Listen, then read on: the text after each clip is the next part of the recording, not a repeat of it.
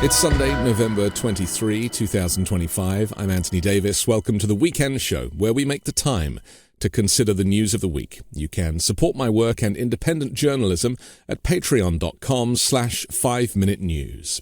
Our guest today is the New York Times bestselling author of A Well-Trained Wife, her memoir of escape from Christian patriarchy. Her second book, I Belong to Me, A Survivor's Guide to Recovery and Hope After Religious Trauma, is available for pre-order now. Tia Levings, welcome back to the Weekend Show. Thank you so much. I'm so happy to be here. Likewise, so many people wrote to us after your last appearance asking for more Tia, and so it's the least we can do is to invite you back. Your perspective on what's happening in America, I think, is so underreported. You see the country through this lens, this Christian fundamentalist lens, which you have successfully kind of extracted yourself from. But it does give us a lot of food for thought about some of the things that the news cycle just takes for granted, and actually you have a very different view of it. Maybe we could start with Trump signing the bill on Wednesday, directing the Justice Department to release the files from the Epstein investigation, surrendering in the face of joint pressure from Democratic opponents and Trump's own far-right Christian nationalist base. I'm kind of confused about this, and I'm sure you can look at it and go, well, he's doing it because of this, this, and this. Is there a simpler solution to this? There's a suspicion to it. Okay. I don't trust an about face. I think timing is everything. Yeah. I think they've always known what they were going to do about this situation, and the way that the shutdown drug out, specifically to delay this vote. Yeah. And then the other things that are happening simultaneously. So anytime a Christian patriarch or a populist or a person like Trump does something like this, I always want to widen the lens and see what else is going on, what else is true. I think there's so many answers in the both and what else is true yesterday is that we had a Saudi prince, we had lots of things happening with the Senate and all of the players. We have crazy statements online today. There's a real escalation in severity, and I think the timing is part of that.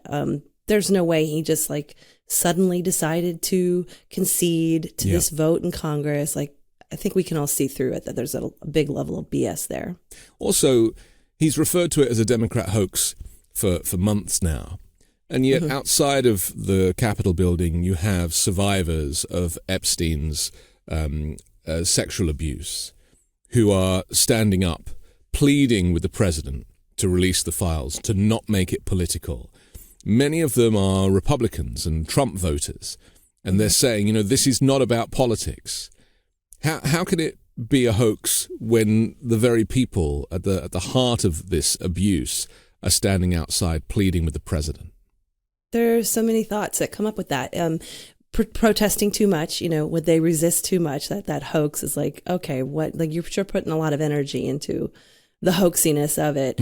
But also, the biggest through line with Trump's response is, I don't care. He says this I don't care line quite a bit. Caroline mimics it. She parrots that. And so I don't think he cares how many people are on the stairs. I don't think he cares anything about what's happening in Congress. He proved through the shutdown that he does not really need them in order to get anything done. And I think a big portion of the Democrats caving to get the government open again was let's not prove the point that they're not needed right now because of the way Doge and the gutting and all of this other stuff that's happened. He doesn't need that. And so when he brushes it off and he goes and he does whatever he wants, that's the thing that we need to be paying more attention to. It's almost like a separate issue. This whole the idea of the survivors on the steps and Americans being outraged over this scandal and the extent of it. All of that is true and all of that is real in our lives. It's definitely true in my body as a sexual abuse survivor. And I can't relate it to anything that's happening with political strategy because they're exploiting every survivor as a political tool. And that's recognizable, in my cells. I understand, this is being manipulated and it's at our expense. And the people who always claim to advocate for that are participating in the traitorness. So traitorness is not really a word, is it? But betrayal. That's the word I want. Yeah. Yeah. There are, I mean, this, as I see it, is heaped with misogyny as well. And I think Marjorie Taylor Greene has been a very interesting character in this period because she has spoken out and said that she doesn't really feel like there's a place for her in the Republican Party because they don't seem to like women. This is only dawning on her now. But at the same time, she has been really pushing for the release of the Epstein files and has kind of really taken a stand here, which I think is very interesting. She also went on TV and apologized for the toxic politics that she'd been involved in. And I thought that was a very interesting thing because he was calling her a traitor and a disgrace and all this stuff. And she basically kind of said, I think that's fair criticism. I'll just quote her. She said, I'd like to say humbly, I'm sorry for taking part in the toxic politics. It's very bad for our country. And then she said, it's something I've thought about a lot, especially since Charlie Kirk was assassinated. I'm only responsible for myself and my own words and actions, and I'm committed, and I've been working on this a lot lately, to put down the knives in politics. I just want to see people being kind to one another. Why the shift with her, do you think? Oh, I think it's very complex. And I do have a little bit of an unpopular position when it comes to Marjorie. I feel, number one, as a cult survivor, that we have to learn to create spaces for people to step out of cult ideology. And for better or for worse, whatever Marjorie's personal motives are, she is becoming an example for MAGA to see what this looks like. This is how you change your mind when you've gotten new information. This is how you step outside of it. And there's a lot of vitriol on the left against that. They don't want to see her apologize. They don't want to see her be accepted or platformed in any way. But I think the visibility of this is one aspect of what's important. Why she's doing it? I mean, I think we have to remember that the writing on the wall was very explicit for her. Trump said he's not going to let her run for Senate. That isn't necessarily just misogyny. That's like, you're out. And so once she's out, I do believe she's somebody who would burn it down. Like, don't let it, the door hit you on the way out. Like, she's definitely going to make tracks. She's also got a primary happening, doesn't she? I mean, like, there's a lot of complex factors that would make her read the writing on the wall, abandon the sinking ship. But having a safe place to land, as you describe it, is important, isn't it? Because anybody that wants to step outside of the toxic politics of MAGA does need to be welcomed into the alternative. And unfortunately, in this kind of two-party system that we seem to have, the Democrats is really the only place to end up. I think Marjorie's perfect for this role because she knew eventually she would run her mouth and Trump would bite, and he did. She knew that she's creating a third space that we actually need in order to move forward. I don't think she's any risk of being like in major leadership or elected to a higher office or anything. I don't think we need to worry about that. I think what the benefit for us is that she is going to help a certain percentage of MAGA leave, change their minds. Push against it, be more vocal. I think the more that is in the air, the better off we are as a country. So when you see her and you hear her talk, do you see a victim? Do you see somebody who is in a cult who doesn't yet have the tools to step outside of it? Is that who she is? Because, I believe we're all fundamentally good, and I've always had a bit of a soft spot for her. And I feel sorry for her in a way because I do feel like she has been given this, growing up in this environment, she didn't really ever have a choice. And now on the national stage, she's starting to see how the world is a little different.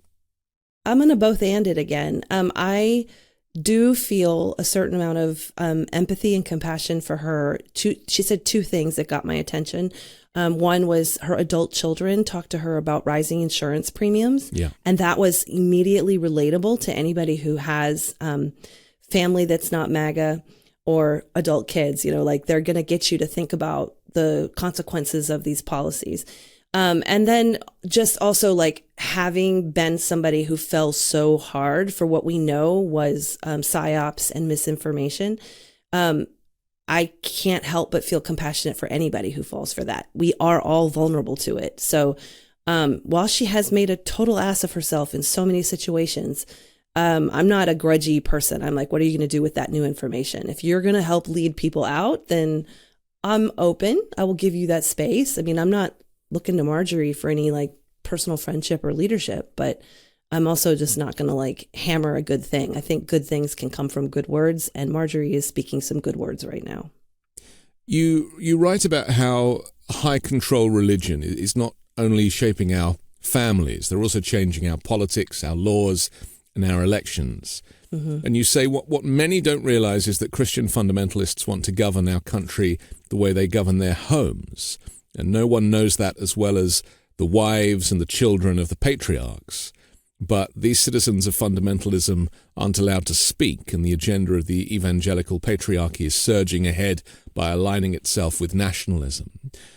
Let's just talk to that for a moment, because it's very hard when the politics almost gets in the way of the analysis. You're so busy fighting fires with your thoughts, especially when ICE are kidnapping people off the streets, and the shutdown and all sorts of things that are in our direct line of sight. But to zoom out a little bit, you see this administration and the way the country is going is kind of on a path to what the Heritage Foundation and these kind of organizations that are in charge actually want, the playbook, be it Project 2025 or other.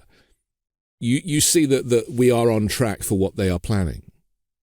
Oh, yeah. I mean, this is such a carefully orchestrated strategy, long term. It's been hammered out in offices and in administrations. When they didn't win, they drilled down into these things, and they were ready. They just needed all the pieces to come into place. And that is what happened with Donald Trump, gave them the populist, open door, and as well as a plethora of distractions. So there's so much high level crap for us to have to focus on. Meanwhile, it's all the whispering and mechanisms behind the scenes that are really destroying democracy. So that is like, I take them seriously. I know what it's like to live in Christian patriarchy and Christian fundamentalism. They aren't secret about these plans. They've been preaching them every Sunday in churches all over the world for 50 years. There's no reason to doubt them. They have everything, and they've shown us this is what they'll do, and they are doing it. So no one has ever shown me an example where it was like, well, they're not really going to do that one. If they do it at home, they're really going to do it. Like, they already do it. So they're just scaling it up. An obvious example, because it is hard for some people to see the parallels if they don't have your experience. But an obvious example is the deconstruction of the Department of Education, for example. We heard this week that they're going to split the responsibilities out between other government departments so they can shut it down. In fact, they put out a video of Reagan saying that, we have to shut down the Department of Education, and then various Republican leaders talking about it. And then with a clock ticking, they go, finally, we're getting it done. As I understand it, and please correct me if I'm wrong, but, this decision is born of Christian fundamentalism. This is about trying to send education back to states that are stacked in one political direction and religious direction, and also to discourage any kind of liberal teachings in public schools. Yeah, and it's very much more extensive than we might realize. So it might seem like we're dealing with this current event, the dismantling of the Department of Education. But if we, again, pull the lens back and look at how extensive that really is, they have been thwarting progress in education for decades. And so they help create the situation that we're in as far as like a struggling education system. That is partially their fault because they've, sabotaged so many times. Then they make this self-fulfilling prophecy. Our education system needs work, needs help. And then they swoop in with their solution to their problem. So their solution is to dismantle education because they don't believe in education. And we know this again by looking at the homes. The movement was home education that stopped at 8th grade, that didn't offer education to girls, that created the situation where girls just need to be homemakers and men need to have like trades and things. There's nothing wrong with the trades, but they weren't pro higher education. And so when they look at that and they scale it, the first thing they have to do is get rid of the structures that help us maintain the status quo. And so that's really what it is. When we look at like the condition we're in today being a result of a shitty educational system, they don't have a plan to make that better. They believe in religious indoctrination from early childhood. So that is what they'll implement. And we will again have a simplified populace that can't fight back intellectually because we haven't been equipped to do that. So people like Russ Vogt are coming at this from an extremist position, a religious extremist position. And yet the public are led to believe that it is, about democracy and democratizing education and sending it to the states. And in reality, this is a centrally decided policy. Yeah, it's getting rid of the federal, oversight and the accountability and the things like that, going back to states' rights. And then when we get into the states' rights conversation, we are right into segregation, enslavement, all of the things pre-civil rights. I mean, that just lands us immediately right back into that spot.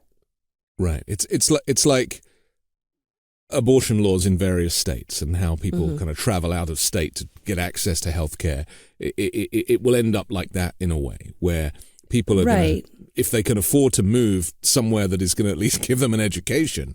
I mean, that's the terrifying part of this, is if you project forward, this becomes a kind of state warfare. And it's not, it's worse than that. I don't want to sound like doomsdayer, but you have to go a little further. It doesn't stop with state warfare. They want to then make it illegal to travel out of state for healthcare. So ultimately, they don't want women leaving home. And ultimately, they want to force birth. And so they will do everything in their power to reach that end. States being able to have some mobility is just a way station for them. So interesting to me, the media will see abortion and education as two completely different topics. And yet you're able to see them as connected because of the cult that you have extracted yourself from. And it's always important to remember that the people who need abortions in Christian patriarchy find a way to get them too. They don't live by the standards that they preach to the people. Right. Which is also what we're seeing in the Epstein situation. The biggest place of danger for women and children statistically is churches. Churches do not take sexual abuse seriously. They don't hold abusers accountable. They venerate Mary as a 14-year-old mother of God. They shop for wives in their church youth groups. That level of hypocrisy is mirrored in the Epstein case. So we can't turn to them for a higher standard or, as I grew up hearing, the moral majority. It doesn't exist. The morals are situational and as needed, and they are some of the most guilty offenders themselves. So because sexual abuse and emotional abuse are fundamentally the same thing, really. The emotional abuse that people are receiving who are living in these families where it maybe hasn't got to the point of sexual abuse, or it's just different in that family, but still the trauma associated with it can last as long, and it's as serious. Yeah, when I tell this story, my story and also other survivors, and you will see it if you sit for a second with what we're currently saturated in. It's all the abuses. Yeah. It's financial abuse. It's verbal abuse. He's calling reporters names and insulting people. Sexual abuse, financial abuse, high control, censorship, any kind of abuse to a underling is present in our cycle, and it is present in these households. Maybe we should talk about Quiet Piggy for a moment. Oh my word, that has been so triggering, and there's so much awful going on in the world, and I keep asking myself, what is it about the way he's speaking to female reporters that is so upsetting? And it's multifaceted. It's not just what comes out of his mouth. Right. So for people that don't know, this was a reporter on board Air Force One, part of the press pool, the usual thing where he kind of leans out of his cupboard and answers a few questions. And he didn't want to hear a question in this case, and he silenced the female reporter with quiet piggy. Mm-hmm. I felt quite triggered by that myself. Just the idea that he... Because I was bullied in school, and to me this was like bullying at a level that was so clearly from the playground, that use of language. And I actually thought of the character Piggy from Lord of the Flies. I'm sure that's not what he was thinking of, but that's what I was thinking of. And it was very clear to me that his inner child had come to the fore in this moment, and that he is petulant and he is a bully, and he was tired and he just couldn't help himself. Yes, and that press pool is partially influencers and not journalists, and he habitually abuses them and insults the networks that they're from, and is disproportionately, I think almost exclusively, hard on the female reporters that are in the room. That is definitely nurtured by the misogyny of the entire administration, the entire system. But when he did it, his body language came forward and he shook his finger, and he was it was the top down intimidation body language. It really was this moment that encapsulated the entire problem. It was right there. Then the level of disrespect was just appalling. And then to not have an outcry from other journalists defend her. And I do think that they also issued misinformation on the right by calling her name Peggy, and it's not Peggy. It was right. Catherine. So there's a lot of things happening in this moment. Well, the fact they think people will buy that is right. It's so infuriating. Like, how stupid do they think people are? Maybe they think everyone's as stupid as they are. I mean, there's always back that to education. They know people will believe what they sell. Interestingly, we heard rumors that White House officials were discussing this week about this Paramount Skydance acquisition of Warner Brothers Discovery, which basically means that they'd be buying CNN, with Larry Ellison being the largest shareholder of Paramount. And apparently the behind-the-scenes conversations were who Donald Trump didn't like on CNN and who he could fire and replace as part of, sanctioning this deal. And names were coming up, people that Trump loathes, like Erin Burnett and Breonna Keeler. Women, invariably. Women. Right? And so it kind of goes back to the same thing: control, setting the agenda, leaving the women out of the equation. And not just women who refuse to fawn to him. They refuse to fawn and kiss up, and they're intelligent and they're provocative with their questions, and they don't bend easy, and they're not, like a bottle blonde with the MAGA aesthetic. And there's a lot, there. But that's a horrifying acquisition, actually. Yes, true. It's so interesting, isn't it, that when he gets a question that he doesn't like, his childlike use of language is a horrible question. Shame. Now, how do you associate a question? What is a horrible question? I mean, it's like, it doesn't make sense. It's like him reverting to childhood again, like being put on the spot. I think he deep down knows that he's not smart, and I think he's having to kind of deal with that. Look, I've landed the presidency, and I'm literally one of the dumbest people in America. And so anything that he can do to prevent people from seeing through his cover is what he goes for. Also, in a religious context and from a religious background, to bring in that shame on you voice and that shame on you polarization. There's something in religion called spiritual bypassing, and it's where we just kind of gloss over anything that might be negative, or bring up a character trait that we don't like, or bring up a conversation that we don't like. You don't want to air somebody's dirty laundry. You don't want to talk about things that are harsh or accountable. And so that is a horrible question. Immediately sequesters it over here into this category of the things we don't talk about, the things we don't bring up. And how dare you bring up this subject matter, because now I have to talk about something I don't like. Right. And we had that with the Crown Prince and the question about Jamal Khashoggi, where a female reporter said, that the U.S. security services had concluded that it was Mohammed bin Salman that had sanctioned the assassination of this journalist. And Trump was like, how dare you bring that up? And this guy's got nothing to do with it. Right. And ruin his good time. He was having such a good time with that prince. I mean, he laughed so hard he knocked his dentures loose. He doesn't want to bring up real things in the middle of that. Yeah. Absolutely a shame on you moment.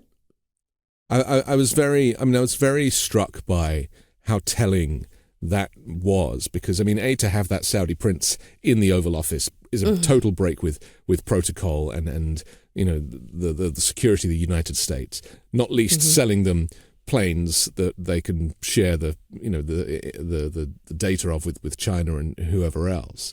But that aside, it's very clear that Trump might ban all Muslims from entering America, but if you're a multi-billionaire and you're a crown prince, then come on in. Yes, money and attention always. I mean, that's true for churches too. Like I see consistency there. And I suppose, Saudi Arabia is a good example of repression of women. Maybe Yes. that's the reason why Trump gets on with MBS, is because they have that in common. And whilst the Crown Prince recently allowed women to drive cars in Saudi Arabia, he doesn't allow them to have a voice, to protest freely. He imprisons them for minor things. And maybe Trump feels an affinity with that.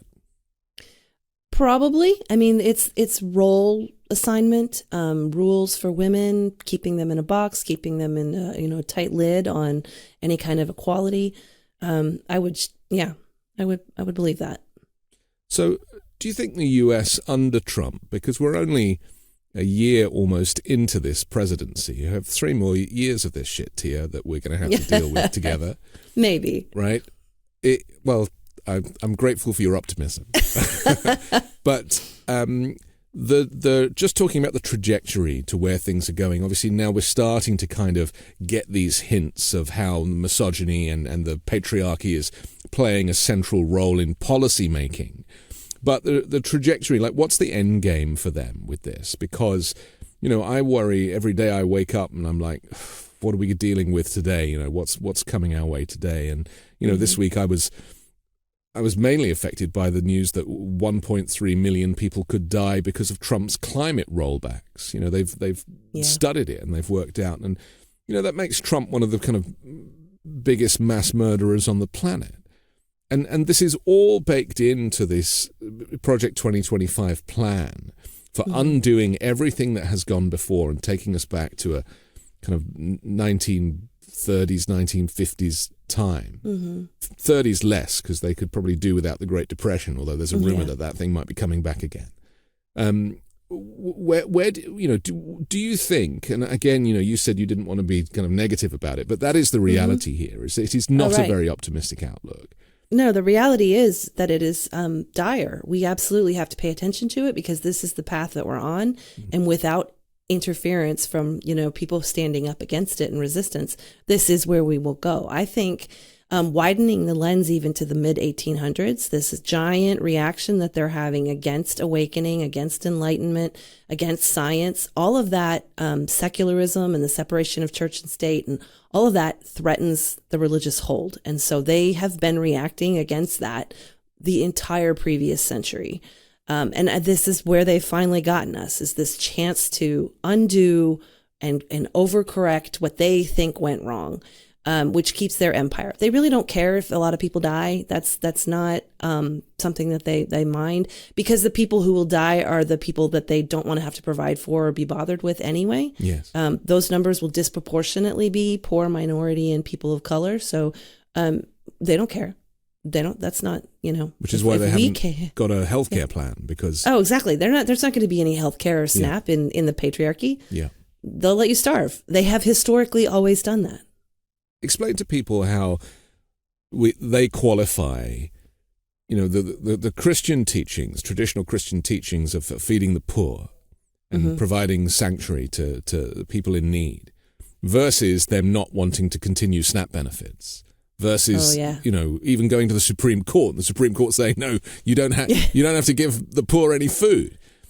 Trump cannot get his head around the fact that people cannot afford to eat. It's not on his. Is it that it's not on his radar, or is there an intentional movement behind it, as you say, to simply eradicate the poor and minorities?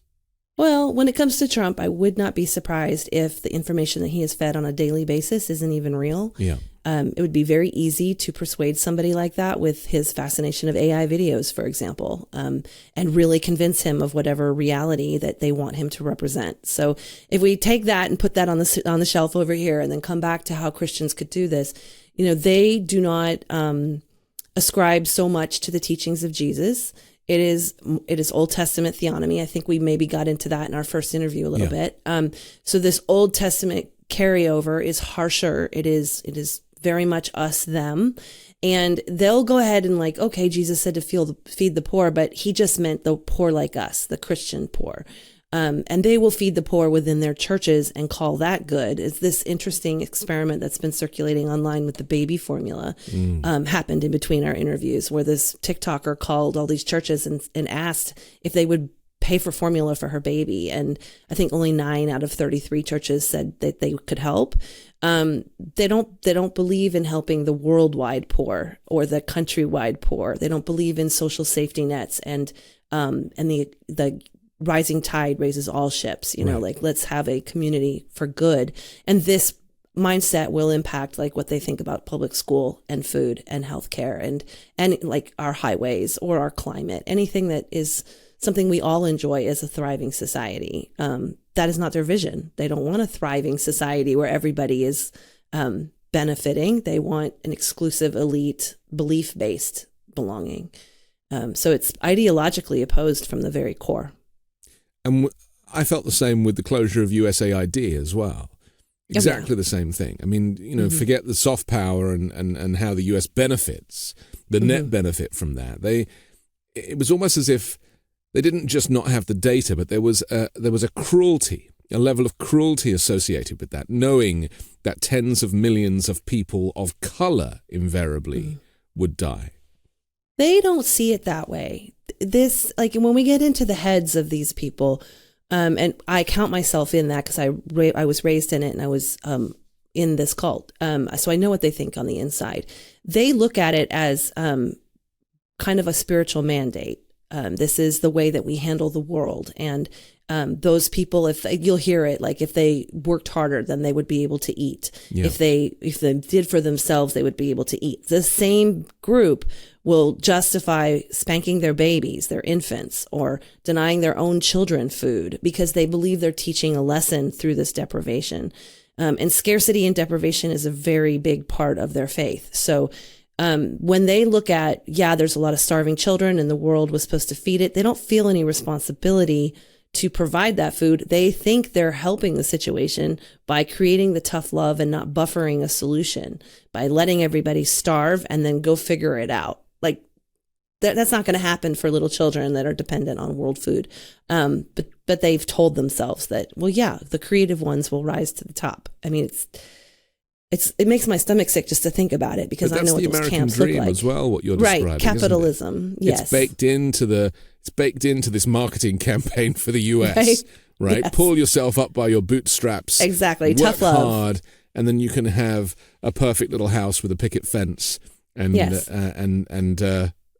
go hard. The driveway. Empathy is weak. Compassion is weak. Like they're really working hard to reject those things that might move their hearts and move their minds with some empathy and compassion. We have to take a quick break, but when we come back, I want to talk about your journey out of this cult of Christian fundamentalism and how people watching who maybe feel that they are themselves stuck can find a way out. We'll do that next on The Weekend Show. Have you ever found the perfect item online, a couch or a lamp, and then you see the sticker price and it reminds you that it's out of reach for your budget? Well, that's why I use dupe.com. It's simple. Just type dupe.com / before any product URL, and Dupe instantly shows you similar and more affordable alternatives. It's perfect for finding the best deals for your holiday shopping. And these aren't sketchy knockoffs. The truth is, most products that you see online, from furniture to fashion to gadgets, are mass-produced in the same factories. Brands just slap on different labels and markups, while Dupe surfaces those same pieces for way less, so you're not overpaying just for a name. That expensive sofa, handbag, or light fixture you've been eyeing, Dupe finds them, or something nearly identical, for a fraction of the price. It's no wonder that Dupe has gone viral on TikTok. Millions of people already use it to save thousands on furniture and decor, sometimes 60, 70, or even 80% off, and it's completely free. This holiday season, Dupe is giving away 1 million Dupe points, and you can turn those points straight into gift cards. Here's how it works. You earn Dupe points just by shopping with Dupe. No payment, no catch. Just search for the products you want, save money, and rack up points. Want even more? Share Dupe with your friends. They save, you earn points. That means more gift cards for both of you. And here's the kicker. For a limited time, the first 10,000 people who go to dupe.com/weekend will get 500 Dupe points instantly. Redeemable for gift cards, no catch. But spots are limited, so don't wait. That's dupe.com/weekend for 500 free Dupe points today. Use your Dupe points and gift cards to make the most of your holiday shopping. Go to dupe.com/weekend. Debt from credit cards isn't an accident, it's a system designed to keep Americans down. The banks profit, the creditors win, and families lose. Every call, every fee, every high-interest trap is another reminder that the game is rigged. But there is another side to the story. PDS debt has already helped hundreds of thousands fight back, cutting debt, ending the calls, and putting money back where it belongs, in Americans' pockets, not the banks. Whether you're struggling with credit cards, personal loans, or medical bills, PDS Debt has custom options to help you get out of debt. They go beyond the numbers to understand your unique financial situation and craft a personalized plan designed just for you. There's no minimum credit score required. They're here to help you save more, pay off your debts faster, and start putting money back where it belongs, in your pocket. PDS Debt is A+ rated by the Better Business Bureau, boasts thousands of 5-star reviews on Google, and holds a 5-star rating on Trustpilot. Why? Because PDS Debt has helped hundreds of thousands of people get out of debt. It's your money. It's your future. Don't let the system decide it for you. You're 30 seconds away from being debt-free. Get your free assessment and find the best option for you right now at pdsdebt.com/weekend. That's pdsdebt.com/weekend. pdsdebt.com/weekend. When you start a podcast, it seems like you have to figure it out all by yourself. Scripts, setup, filming schedule, logos. It can be super overwhelming, and every day seems to introduce a new decision that needs an answer. When you're starting off with something new, it seems like your to-do list keeps growing every day with new tasks, and that list can start to begin to overrun your life. So finding the right tool that not only helps you out, but simplifies everything can be such a game changer. And for millions of businesses, that tool is Shopify. Shopify is the e-commerce platform behind millions of businesses around the world, and 10% of all e-commerce in the US, from household names like Mattel and Gymshark to brands just getting started. You can get started with your own design studio with hundreds of ready-to-use templates. Shopify helps you build a beautiful online store to match your brand's style. Accelerate your content creation. Shopify is packed with helpful AI tools that write product descriptions, page headlines, and even enhance your product photography. Get the word out like you have a marketing team behind you. Easily create email and social media campaigns wherever your customers are scrolling or strolling. And best yet, Shopify is your commerce expert with world-class expertise in everything from managing inventory to international shipping to processing returns and beyond. If you're ready to sell, you're ready for Shopify. Turn your big business idea into with Shopify on your side. Sign up for your $1 per month trial and start selling today at shopify.com/weekend. Go to shopify.com/weekend. Shopify.com/weekend. We're back on the Weekend Show with Tia Levings. I'm Anthony Davis. Tia, you wrote, "Because I am one of them, once a woman who chose against herself to perpetuate their system. When I was excommunicated and shunned and then escaped the violence with my life and my children, I made myself a promise. I'd tell my story one day. I'd tell as many who would listen what it's really like to live in fundamentalism, because stories like mine offer insight to where America is heading." We talked a little bit about where it's heading, and it is kind of doomsday if these kind of MAGA Republicans continue to kind of push forward with these extremist policies. But for you as an individual and for other people who might just be waking up because of the political landscape to realizing that they are in this cult too, and even just, I mean, outside of religion, they might not be in a religious household, but they might be in a Republican household that is claiming that climate change isn't real and various things. Where do we start in terms of recognizing that we are in it before we can start to look to how we get out of it? That's a great question. And in my story, what I try to remind people is that this was a process. This discovery process isn't, I don't think I've ever heard anybody share that it is like an instantaneous turning. I had a 7-year turning. My mind started to change with personal tragedy. And then it took 7 more years for me to get my body and my children out. And the thing that consistently I was beating up against all the time was that the results, and the Bible would say the fruit of this belief system, doesn't match the result. And so like, if you're not sure that you're in an ideological cult of any kind, you can always compare what are the actual results of this belief system versus what they tell me it will be. Because cults and high control groups will always tell you that it's your fault if you get a different result. It's never their system's fault. And they always recruit and lead with the ideal. So they're preaching the ideal. They're telling you this is going to solve all your problems. This is the thing we need to do in order to make America great again, for example. And then the consequence of that choice does not match what they promised. It is the families, it's the people, the lay people who are holding the bag in that situation. You're the ones with the destroyed families, the children who are suffering, the women who are breaking, the men who have way more on their shoulders than they were ever supposed to carry.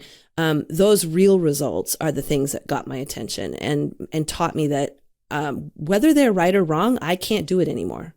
I wasn't willing to do it anymore. And in my story, it almost resulted in murder, suicide, a big harrowing escape.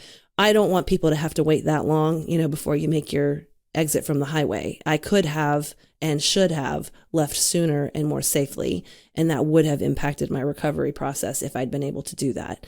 I was just really dug in that I could make it better. The longer I stayed, the more I could help. And that's part of the conditioning within Christian patriarchy. They're always telling women that, if you're sweeter, if you smile pretty, if you serve your husband, if you submit, if you're a good homemaker, good trad wife, all these things, that you will be able to turn the faith of your husband. You will improve your situation. Again, not true. There are some problems that a sweet spirit can't fix and never was supposed to. And so my escape, was narrow. It was very narrow. But I probably would have only told that story as a nice, quiet memoir if it hadn't been coming for the entire country on such a large and aggressive scale, where I knew, oh my goodness, like if I don't start talking about it, like I don't know what kind of difference I'll make. But I know that I will at least have relieved myself of the burden of knowing that I know what's coming and I didn't say anything. Like that was much more unsustainable for me than any discomfort there is in telling the story. We see these supposed perfect MAGA families that they present. Not aside from the Mar-a-Lago set, who are obviously, high net worth individuals who all go to the same plastic surgeon. Yes. But there is this kind of fake perfection that we often see held up as an example of doing the right thing. What's it like to kind of be in a family where you are expected to hold the line and to give the impression that everything is perfect and that you are a kind of model family, when behind the scenes the real difficult stuff is going on? Yeah. There's a real lighthearted, common example that people might relate to is this idea that everyone's getting dressed up for church and they're fighting the whole way. And then they get out of the car at church and everybody smiles. It's a little bit like that. You are in a constant, never-ending PR campaign, always aware that the example that you're setting is part of the evangelism of the lifestyle. So you can't have a divorce. You can't have ugly family secrets being aired. You can't have wayward children or people who don't fit the mold very well. Right. You have a responsibility to fit that shiny image that we see in the propaganda, where mom and dad and the beautiful children are all smiling and they match, and they, this is the nuclear family, and they go to church every Sunday, and dad works hard, and mom smiles and serves cookies, and you're constantly trying to, project that out as this is possible. And it's true. I did all those things. I did make cookies. We did go to church every Sunday. Our children were beautiful. But there's also the both and. What else is true? There was a lot of suffering behind the scenes. There was a lot of mess and struggle. So all of that has to be glossed over in a way that's eventually not sustainable. Eventually it all cracks. So let's talk about what that reality looks like. I mean, from my own experience, knowing people in similar situations where they create this kind of perfect model family, but secretly dad is gay. Secretly dad is having multiple affairs with, people of various genders. And yet, it's no coincidence that in the Republican Party there's like no openly gay Congress people, Well, there was one, but they got rid of him. And he just got a pardon, so amazing. But so tell us about the reality of what people are feeling, who people really are, that are putting on this brave face, putting on this show, this production. But what is that real struggle? That real struggle is really starting to show at this point. We have a survivor movement in the ex-evangelicals. We have people coming out of the Catholic Church and the Mormon Church telling their stories, and they're all the same story. Sexual corruption, I'll just check the sexual offenders list and you'll see how many pastors are on there, youth pastors and men who had easy proximity to children at church. And parents bringing their children to church because they think it's a safe, good, wholesome place. When again, the evidence would not support that. The evidence would support, between survivor testimony and the actual registry, that's one of the most dangerous places you can take a child, especially leave a child unattended in a classroom full of, pedos, that are looking for a 14-year-old bride. So like the cracks are there. That's at the church level and the household level. You have, everything from neurodiverse kids that don't fit the mold, spanking that is just extreme, discipline that's extreme, psychiatric problems that go unaddressed. I had all of the above in my family, medical hardship, intentional poverty. My husband wasn't mentally organized enough to handle this amount of responsibility that the patriarchy puts on men, denies them an equal partner because women aren't allowed to show up as a helpmate. They call it a helpmate, but you're not allowed to show up in your strength and power as a woman. You have to stay subservient. So it's just like he has an extra child to be responsible for before God. And men crack. These are the incels that we talk about, in the manosphere and the podcast network and everything. Those guys, imagine those guys with a quiver full of children, and they're now supposed to be the responsible head of household. Right. They don't have the capacity for that. Well, they're like big kids, aren't they? Exactly. And that's propped as, we don't want them to feel lonely. We don't want them to be uncomfortable. You got to serve your man. But that has consequences in a relationship when you're not in a relationship with another adult, facing adult problems and navigating an adult world. You're psychologically and emotionally stunted. And this is why domestic violence is so prevalent too, because with men who just can't handle the responsibility as you describe, but also the emotional needs of a family, being everything to everybody and putting on a brave face for the outside world and being secretly gay. I'll just throw that one in as well. I mean, after a while, it takes its toll. Yes. I mean, we had an example of that with Trump in the piggy comment. Yeah. Like, he can't handle that discomfort. So what did he do? He immediately abused somebody. And the same thing happens in the family unit. They can't handle that amount of stress. And so they abuse the person. And then you add generational patterns to that, and psychiatric patterns and wounds, attachment wounds. It is a recipe for disaster. And that's why I think we have to talk about it, because that's what the movement reveals over and over again, a very replicatable disaster. Trump this week called for 6 Democratic lawmakers to face arrest and trial after they made a video encouraging US service members and members of the intelligence community to refrain from following orders if it meant breaking the law. He posted, "It's called seditious behavior at the highest level." And he said, "Each one of these traitors to our country should be arrested and put on trial. Their words cannot be allowed to stand. We won't have a country anymore. An example must be set." And then the kind of Christian nationalist speaker, mini MAGA Mike Johnson, then defended Trump's declaration, saying that some congressional Democrats engaged in sedition after Trump suggested that they should be executed.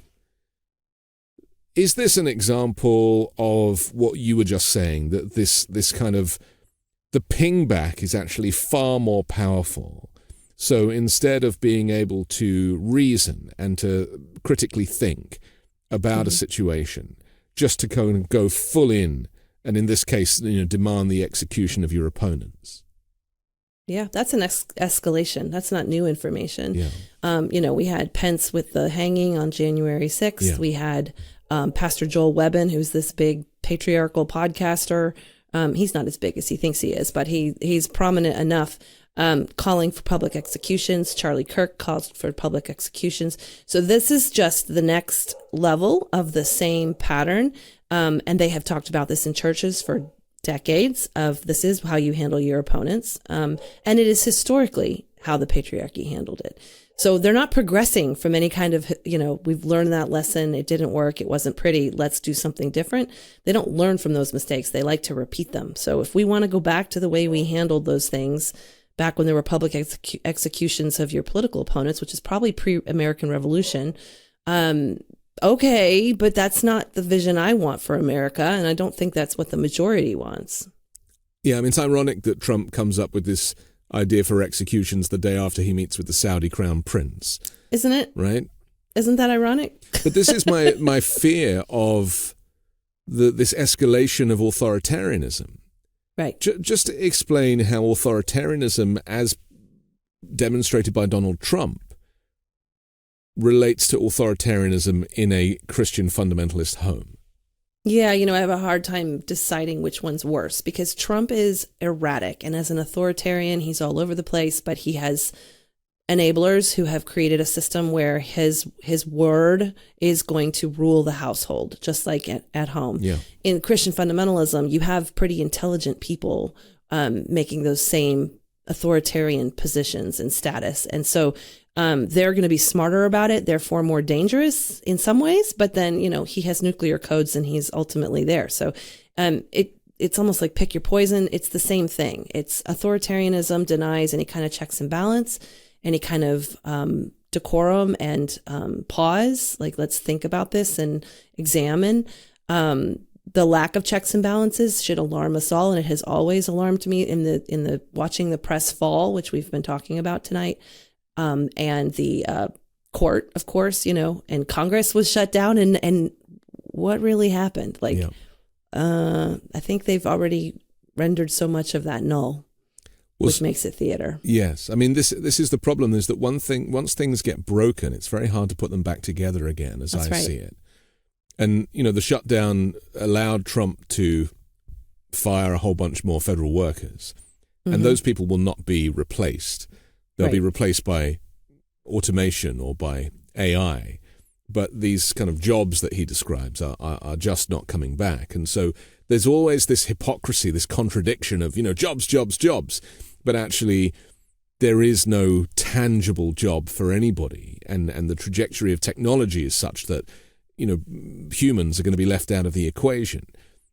I think, as I see it, they're kind of fine with that. They're basically lying about the fact that they want people to be put to work. They don't care. They don't care. These people ideologically seek a return to enslavement. So if technology helps them achieve that through a class war, they're okay with that. And is this just a rich poor thing? I mean, is it about the wealthy, rich, white Christian nationalist versus everybody else? But the exception to the rule is Mohammed bin Salman can come into the party, even though he's like the opposite of everything we stand for, because he is stinking rich and he can make us rich. For now, I think, yes, I think this is at the end of the day all about the same power and empire that it has always been.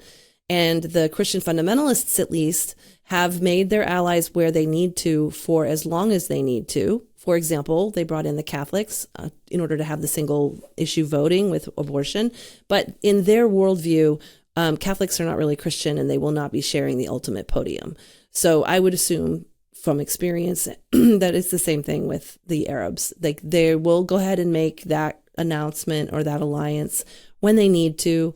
But ultimately, there's only going to be white Christians in dominion, in the apocalypse, in the, their whole worldview, which they are not secret about. They don't share that stage. That's not a three men on top kind of thing. Let's just dive a little deeper into that worldview, because I'm not sure that people really quite understand where this ends up and how Israel is connected, and there's this kind of whole rebirth, and just explain what that is. I don't necessarily believe that Trump subscribes to it, because he's not really a man he's not smart enough of no. God or smart enough. He, right. And I guess it does sound like he thinks he's going to live forever, despite his ankles and everything else.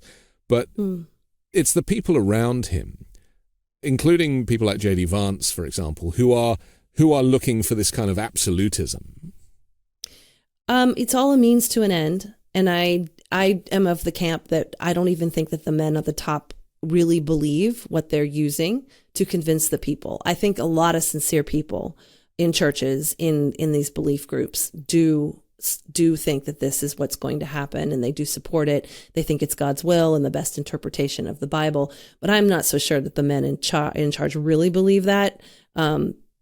Interestingly enough, one of the Epstein leaks was this email from Bannon, and he very clearly says there's the Christian nationalist end of it and the I'm forgetting what the other one is, but it was basically they have these two filters that they'll use if they need to in order to motivate the people.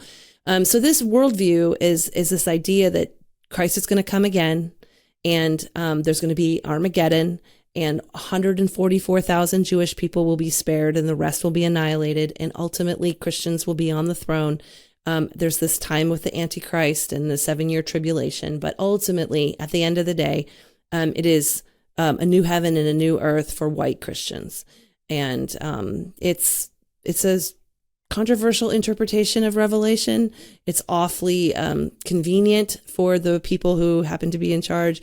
And this is also if you heard the recent scare about the rapture, this idea that Jesus was going to come again and take them out of the tribulation so they don't have to feel the hard part. And then you get to come back 7 years later and do the thing. So, yeah, I mean, it's all of course they want, there's things that have to happen in Israel that trigger the second coming of Christ. So they have to be there. There has to be a new temple. There's criteria. But ultimately, they don't care if the entire region gets razed, because it's going to be, it's. Well, that's what I was going to say. Yeah. That's why their view of the Gaza conflict is very different to what people living in reality might see it as. Repentance plays a big part in religion, and for those of us who don't subscribe to organized religion, we don't really get the opportunity to repent or go into the confession box. Or do we have to take responsibility for ourselves in the moment? When I look at little MAGA Mike Johnson doing his, he reminds me of a ventriloquist doll. I think I said that before, the idea that he is being puppeteered by others at all times.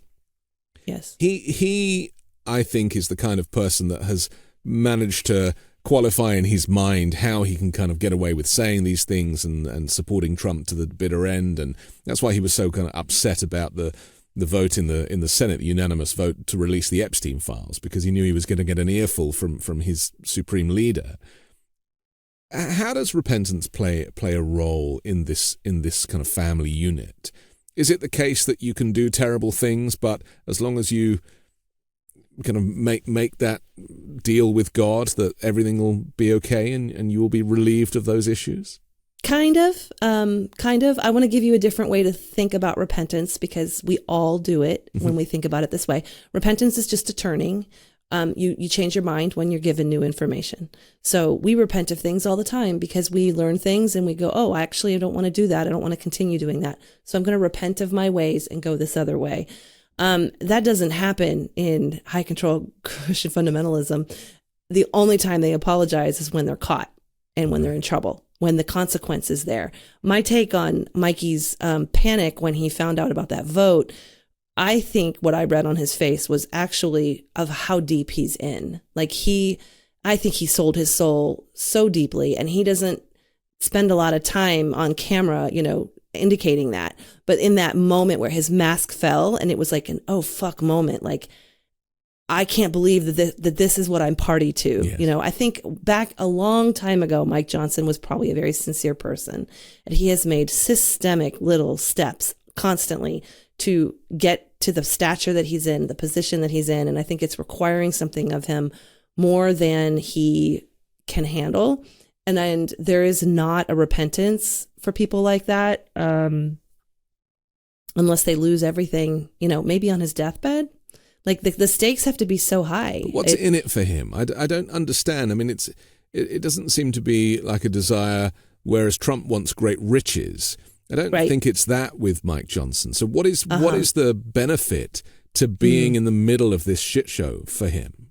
It's always the same for beta men and for women who have any level of visibility. It's proximity to power for safety.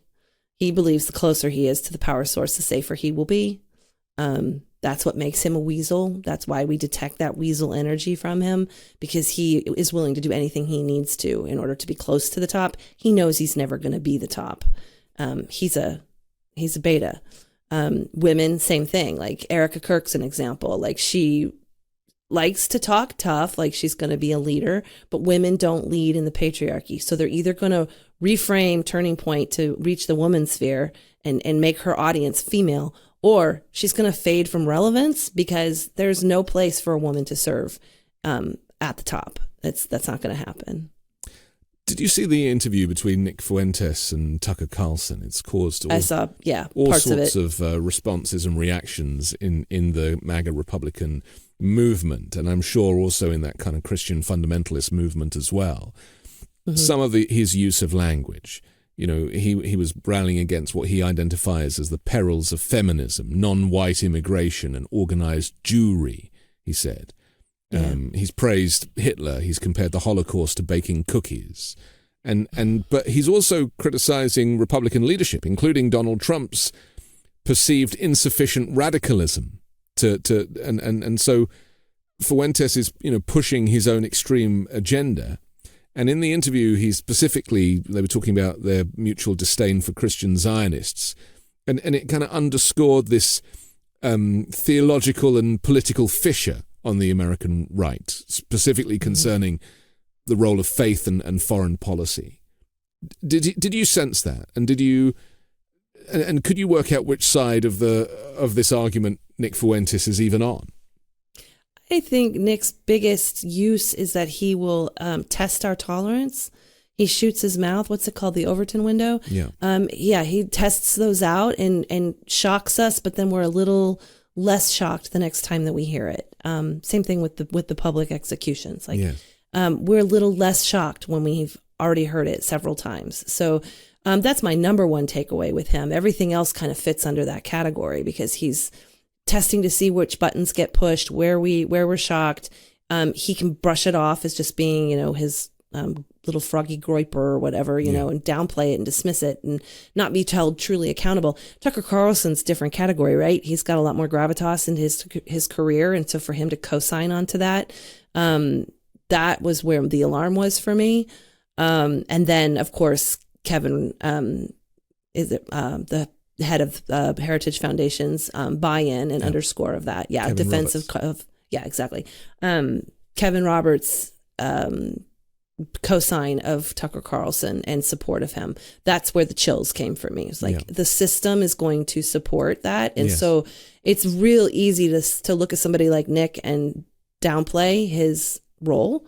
Less so the head of the Heritage Foundation. Well, I think he's since issued an apology claiming that it was a mistake to have done that. But whatever. Only after public outcry, Exactly. I presume. But it's interesting, Nick Fuentes, at the beginning of that interview, he did admit that, when he was in school, he wasn't getting much attention, so then he started saying crazy and terrible things, and suddenly he got the attention, and he was like, oh, hang on, this is a thing. And so he admitted that this is manufactured, and it's basically given him his notoriety. And I suppose it's the notoriety that is more important than the actual detail of the beliefs. Yes, and especially in a society that doesn't hold people accountable for the consequences of their actions. Right. The fruit of his work isn't good, so he should be held to that. Instead, he's allowed to continue being behind a microphone and platformed in ways that are actually dangerous and do have outcomes that we will be contending with. I think it's really irresponsible on our part. First Amendment, you see, where I'm from, that Right. would fall under hate speech law. Oh, he can say it. Yeah, Yeah. Exactly. The hate speech law is important. Yeah. And also protecting his right to say things. That doesn't mean he gets to say them from a stage. Right. We have a similar thing at the moment in the UK with the leader of the far right, who has apparently was polled recently, and if there was an election this week, he would actually win the election and become the Prime Minister of the UK. A horrible creature called Nigel Farage, who's friends with Donald Trump, supposedly, although I think it's a bit of a one-way friendship. But people now are coming out saying that they were at school with this guy, and he was a racist Nazi bully as a child. Now, he's denied these things, but there are multiple individuals now who were bullied by Nigel Farage in childhood. And it really made me think about how young a lot of these extremist views are instilled and perpetuate. They were saying he was 11 and he was 12 and he was behaving in this way and abusing Jewish kids, saying, you should have all been gassed and all of this stuff. Hitler was right, that famous phrase that, Fuentes loves too. Mm-hmm. I mean, how are children being indoctrinated? And, Farage is in his 60s, right? So this was happening decades ago. Right. Children being indoctrinated into a political worldview at such a young age. Is that something that is very prevalent in these fundamentalist families? It's core to the design, as are attachment wounds and the proliferation of whatever generationally was happening. So, of course we would want to look at this guy's parents and say what's going on here, but indoctrination is so intentional and it starts at birth. It is coupled with discipline and things that suppress your actual expression. So it replaces your child development in all your actual development stages. This kind of is probably not where you were going with it, but this is what I had to contend with when I came out of the cult, is that I looked like an adult, but I had been indoctrinated. So I hadn't actually developed to the place of an adulthood, the maturity and the actualization of that. And so I had to rebuild a sense of self. And when I look at men like this, I think you have no sense of self. You've had no real accountability. You have no attachment. We all think they have mommy issues because they probably do. Donald Trump had atrocious parents. Yes. We are definitely seeing the result of his early childhood manifest itself in his adulthood. So if we want to stop these cycles, it does actually matter that we do our trauma work and that we actually pay attention to the attachment bonds that our children have and their psychological health, because that actually helps them become a human being that can handle discomfort and be accountable for their behaviors. That's how we actually change the cycle and break this pattern. Right. Because in the book, this is your intention, is to break the cycle, is to give people the information. And that's why, the tragic story of Virginia Giuffre taking her own life, but being, being abused by Jeffrey Epstein, being part of this child sex trafficking ring at the hands of Epstein and Ghislaine Maxwell. And it's her book, actually. In the same way that your book has been so exposing, her book has really changed the game for people's analysis of how serious this is and was, which is why Trump considering a commutation of Ghislaine Maxwell's sentence, her 20-year sentence for this being at the heart of this ring, is just so difficult to comprehend. She kept coming into toxic relationships through her life, even once she kind of became an adult. Is that what you're describing, where your childhood is taken away, your ability to function as an adult is taken away, and so you end up kind of meeting the same person over and over again. Yeah, and there's a shame that society likes to put on it, that something's wrong with you, that you're just like a predator magnet, or you're just a train wreck. We have all kinds of derogatory ways to say it, but in reality, you're replaying these same patterns over and over again. You're vulnerable to high control until you fix that wound. I knew, and I had experienced in my first few years out, that I was very vulnerable to being exploited by someone who wanted to control or even benevolently save me. That doesn't mean they were doing things in my best interest. They were definitely serving their own. So in order to be resilient and less vulnerable, I had to heal to a place where I was a actualized person who understood my own autonomy and could take responsibility for myself as an adult. That isn't what happens when you're in a continual cycle of complex trauma. You do just go from one handler to another handler because you're going to constantly play those patterns out. It's where your nervous system feels safe. Like you know how to operate with a person like that. And so you can get reattached to someone who, just feels familiar and safe. That's what you know how to navigate. And so it goes on and on till it doesn't. Just describe the process of healing. I know that it would take us 3 or 4 conversations to even get close to it, but just for people who may be watching or listening who recognize these similar patterns, recognizing that you're in it and then wanting to get out, but the healing that you described that took 7 years, as you say, what does that look like? It looks like a lot of fierce self-advocacy. In Well-Trained Wife, I tell a story of how I got to a place where I realized no savior was coming for me, that I needed to save myself. If anybody else was going to save my kids, I was the only other adult in the room. It was going to have to be me. I kind of thought when I left, excuse me, that was it. Like I'd done my big heroic act and now I would be saved in a different way. People would take care of me and, life would be soft because I had already done this hard thing. And that's actually not true. Like I said, I was vulnerable to a high control again. I didn't know how to navigate an adult world. I looked 33 with 4 children, but I felt more like a child, more like a young, teenager than I did an adult that knew how to do adult things, even like bank accounts and things like that were practical.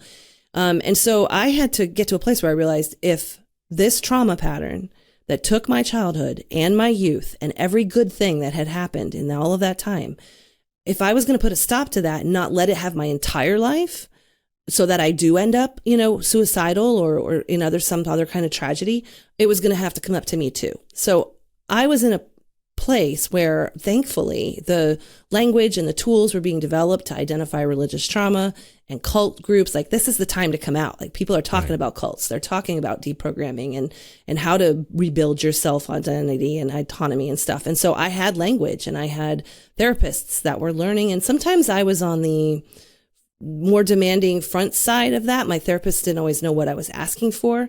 And some of the modalities were brand new that we were trying, but I was game for all of it. I was like, if it's going to make me healthy and able to function and do the things that I still wanted from my life, I still, had dreams and aspirations. I have a thing I say, trauma took my past. It doesn't get my present and future too. And the only person who can stop that is me. I'm the only person who can say, I'm not going to repeat that pattern. I'm going to do something different. If I'm not able to do that, what do I need to do in order to become able? Which I spent a lot of time in that place because you have to address all this trauma and these reactions and the way that your nervous system acclimates to abuse, getting it to regulate. I didn't understand nervous system regulation as a child and as a young person. And so that's actually I don't have a religion that I claim right now, but I definitely protect my nervous system quite a bit. Physical health, all of it. It turned out to be a comprehensive life makeover that is never ending, but that's part of being an adult. Like having your life means that you're responsible for yourself and we meet our challenges as they present. And so it was more of a 10-year process to get to that place. And writing the book was a piece of that because it was the bravery to put it on the page, the proof, the truth on the page. Well, we are grateful to you and for the book, which is a gift. I wish you luck with the next Thank book. you. And, you are here now able to have these conversations, and that is testament to your hard work and your strength. I'm very grateful to you for joining us, Tia Levings. Thank you. I'm Anthony Davis. Don't forget to support me and independent journalism at patreon.com/5 Minute News or by joining the 5 Minute News YouTube channel.